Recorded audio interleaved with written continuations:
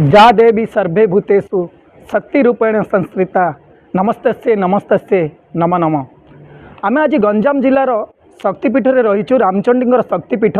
एठारे षोडश पूजा आरंभ हो जाइए एवं एठारे बहु दूर दूरांतरू राज्य बाहर राज्य मध्यरु बहुत श्रद्धालु आसती आउ माँ दर्शन करती। ए षोडश पूजा बहु एठारे मान्यगण्य व्यक्ति माने आसती एवं एठारे बहुत पंडित माने जोग देइचंती एवं वेदशास्त्र प्रकम्पित होउची रामचंडी मंदिर। आउ एठारे जो मैनेजमेंट रही किभली पूजार्चना करा जाए केतेबेले को पूजा करा जाए आमे सीधा आलोचना करबा। एठारे जो मैनेजमेंट पई रहिचंती हमर संयोजक रहिचंती कमल कुमार पंडा एवं तांका संगे आलोचना करबा एठारे पूजा विधि किभली रही। नमस्कार, मु कमल कुमार पंडा माँ रामचंडी शक्तिपीठर संयोजक।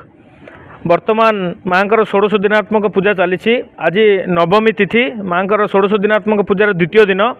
वर्तमान माँ रामचंडी ट्रस्ट परिचालना कमिटी एवं पूजा कमिटर स्वतंत्र व्यवस्था करा जायछि जहाँद्वारा कि लोक मान भक्त मान जो व्यवस्था करा जायछि से भक्त मैंने किपरि आसबे एवं से पूजा पाठ किपरि हो पार तार सहित माँ प्रसाद बाहर भक्त मान किपरि सुचारू रूपे प्रसाद सेवन व्यवस्था कराई। ता सहित प्रत्येक दिन वेद पाठ आमर कनिसी अंचल आसवा नवजीवन वेद विद्यार्थी माने सकाळ संध्यारे वेद पाठ पारायण करती एवं पंडित श्री विजय कुमार त्रिपाठी नवकृष्ण आचार्य एवं रामकृष्ण शतपथी द्वारा यही माँ 16 दिन पूजा तत्वावधान होची।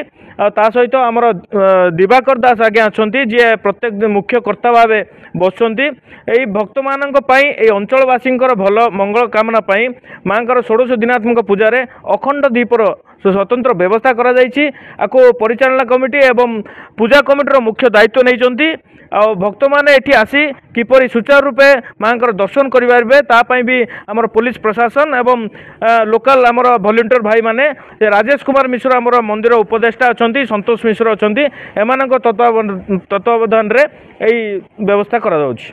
अति सुंदर आयोजन करा जाइछि एवं पुलिस प्रशासन आरंभ करके जिला प्रशासन अंशग्रहण करुँच एवं शांति श्रृंखला भाव में किभली भक्त एठारे आसबे माँ दर्शन करबा आ पूजा को उपभोग करेंगे और माँ आशीर्वाद लाभ करुँच एवं आम आलोचना करबा। आउ जने बंधु संगे कौन कहे भाई? जय माँ रामचंडी जय हो, अभयदायिनी जय हो। पार्वणर ही महान पर्व माँ रामचंडी पीठरे 16 दिन व्यापी अनुष्ठित हुए।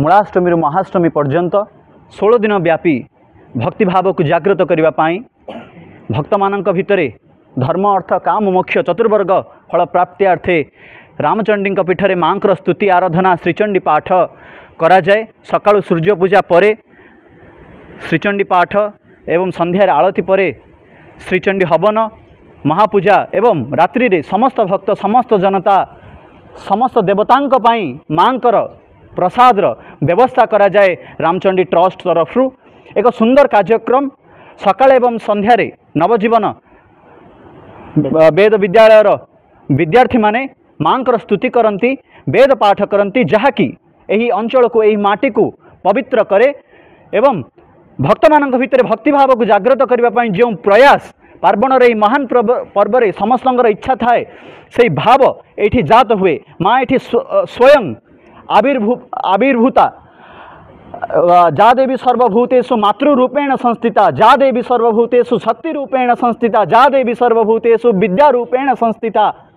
समस्त शक्ति जहाटू आविर्भूता जहाँक शक्ति बिना सूर्य चंद्र ग्रह तारा नक्षत्र स्वयं विष्णु स्वयं शिव मध्य जहाँक शक्ति बिना किछि भी करि पारंतिनी से शक्ति स्वरूपा रामचंडी पाखरे मु कोटि कोटि दंडवत ही आपण मानक अनुरोध करुछि माँ को भव्य पीठ को थरे आसंतु माँ रामचंडी को दर्शन करंतु जीवन को कृतार्थ मनंतु। जय माँ रामचंडी जय हो। निश्चय भाव में जहाँ बिना अस्तित्व नहीं जो माँ व्यतीत यही दुनियार सृष्टि होइछि एवं सही कथा ही तुषार बाबू कहते माँ बिना कौन सी जिनसर अस्तित्व नहीं। निश्चय भाव में माँ पाखक आसतु यही जो पर्व चली माँ दर्शन करने अनुरोध कर ट्रस्ट तरफ। आज्ञा कौन कहे कि पूजा चलना चली? जय माँ रामचंडी रामचंडी 16 दिन पूजा आरंभ हो चलती। मूलाष्टमी महाष्टमी 16 दिनात्मक पूजा आज द्वितीय दिनात्मक पूजा नवमी पूजा प्रथमतः माँ आलती मार्जना स्नान सरला पर सूर्य पूजा षटकर्म सूर्य पूजा करी द्वारपाल पूजा तथा ମାଙ୍କର ଷୋଡ଼ଶ ପୂଜାର ପୂଜା ପରେ ପରେ ମାଙ୍କର ଚଣ୍ଡୀ ଶ୍ରୀଚଣ୍ଡୀ ଏମିତି ପୂଜା ନୀତିକର୍ମ ଚାଲିଥାଏ।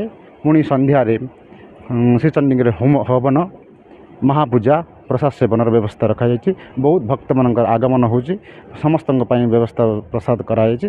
ପ୍ରସାଦ ସାରି ଗତକାଲିଠୁ ଆରମ୍ଭ ହୋଇ କେଉଁ ତାରିଖ ପର୍ଯ୍ୟନ୍ତ ଏହି କାର୍ଯ୍ୟ ଆରମ୍ଭ 10 ତାରିଖ ପର୍ଯ୍ୟନ୍ତ ଆରମ୍ଭ ଗତକାଲିଠୁ ଆରମ୍ଭ କରି 10 ତାରିଖ ପର୍ଯ୍ୟନ୍ତ ପୂଜା ଚାଲୁ ରହିବ ଆମର 16 ଦିନାତ୍ମକ।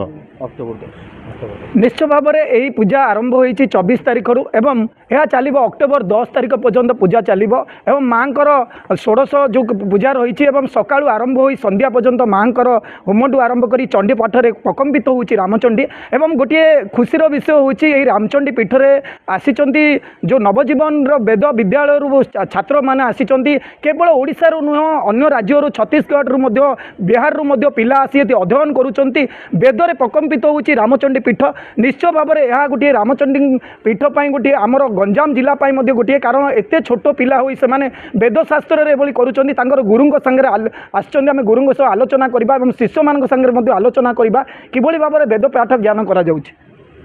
यस्य प्रभावमतुलं भगवाननन्दो ब्रह्मा हरश्च न हिवक्तु बलं मलं च सा चण्डिकाखिलजगत्परिपालनाय नाशाय च शुभभयस्य मतिं करोतु। जय माँ चंडिका। आमर वैदिक सनातन धर्मर मूल स्तंभ होची वेदपाठ। वेदमंत्र द्वारा मांकर अनेक प्रकार स्तुति आविर्भूत अच्छी। यही स्तुति मानक द्वारा आमे आमर सनातन धर्मर अनेक देवतावादी प्रथा माध्यम महाकाली